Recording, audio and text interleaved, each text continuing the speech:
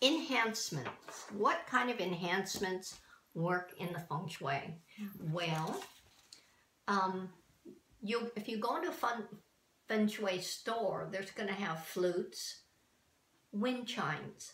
Wind chimes and tinging and sound stimulates qi, positive qi, to come into the area and enhance the good harmony of your home or your environment or your office. And wind chimes are wonderful for summoning angels and spiritual guides and attracting them. It says wind socks, prayer flags, plants. Healthy plants are a good indication of a healthy environment. If you have a wonderful jasmine plant or something like that, that's going to bring in love. Honeysuckle is not only love, it's going to help incorporate money. The one plants you kind of have to be careful of are actually cactuses. Cactuses, because they're prickly, can enhance a little bit of argument. And there's one that people are putting all the time called a mother-in-law plant. It's very pretty. It's green and it goes up. But I notice when there's a lot of those, people like to argue when they're in that environment. So maybe just one. Yeah. One instead of 5. yeah, not 5. When you look at plants, anything that's soft, Feng Shui works with soft things. So if you can take your hand and you can touch it and it's soft, it's a good thing. We want rounded edges. We want curving driveway instead of straight, angular movements. Cause people to look at you. There's a really good example. Here in the park where I live, there's a house that had a fence. It was a white, what kind of fence do you call that when the boards just go across? It's not a picket fence. It's a, but it angled out to a point, and that angled out point, in a couple years that I lived here, a car crashed into it over 4 times. Oh, wow. And took that fence out. So after the last time I went over there and I talked to her and I said, you know, you're creating a poison arrow.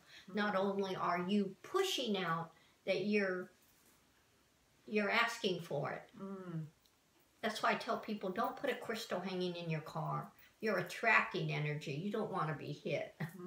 Crystal with red, that's all you need in your car. But they think that's a good thing, and you don't put a crystal in your car.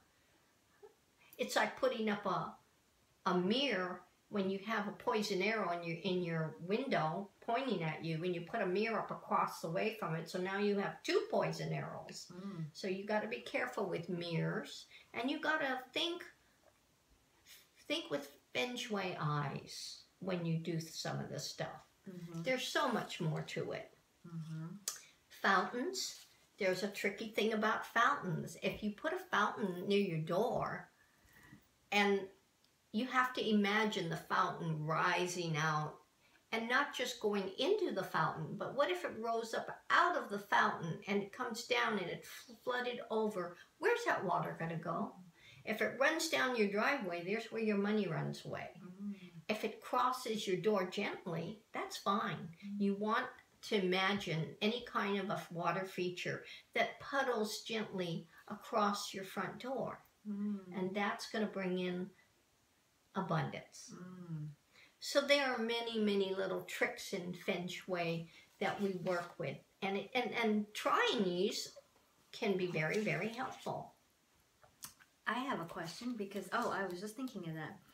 Tell us, I know a little bit about the Bagua Chinese mirrors and the convex and concave, the difference, because it can be very, very... Yes. I don't want to say dangerous, but... The maybe dangerous is appropriate. Is like a shooting bullet sometimes. People don't realize that when they buy one, it's usually covered by the blue paper. And they just hang it up, and I go, that's nice, but it's not activated or working. You have to peel the blue paper off with activate it, and you push it like if you have a busy street going by your house, then you definitely put a bagua up to keep not only the busy street quiet, but that energy of the busy street coming into your home and disrupting your chi. If you've ever had chi disrupted, you'll definitely feel it and know it. I got a bad acupuncture job one time when I had acupuncture. I had a novice do me. And she disturbed my chi very much so. The first thing is when I left out of there, I had a big bubble on my arm where she put a needle and it bubbled up into a black and blue kind of a bubble, and she rubbed it down and everything. She knew. But then when I went away and got home, I was feeling angry. And I was feeling just pissed off at the world. And I thought, oh, this isn't good and this isn't me. But it's almost like somebody just smacked you in the head and you want to react. Then you know your chi's upset and disturbed. And I had to go back and tell her, and her boss came in and fixed it. He balanced me out, and he did some things and gave me some herbs, and it helped. But if you've had disturbed chi, you know it. It can also continue to disrupt your stomach, where you would feel your food, no matter what you ate, kind of not settling right, irritated. You just feel off. You'll know. The concave mirrors, or the bagua mirrors, they have a concave and then a convex. So there's a difference because one absorbs energy and one reflects it. So exactly. You have to be very conscientious. And the one that is concave, yes, where it's like pulls in energy. So if you have a long, dark hall, you might put one of those at the end of the hall to pull the energy into a room or that area. That's how you use that. But to ward away, it pushes out. And that's the one you use for the street that's noisy or the negative neighbors next door. I've even had a person who had people, they were in an apartment, and I said, well, let's put one under that rug pointing down. And we did, and those neighbors quieted down. So they're very magical. They work very well. Yeah, I agree.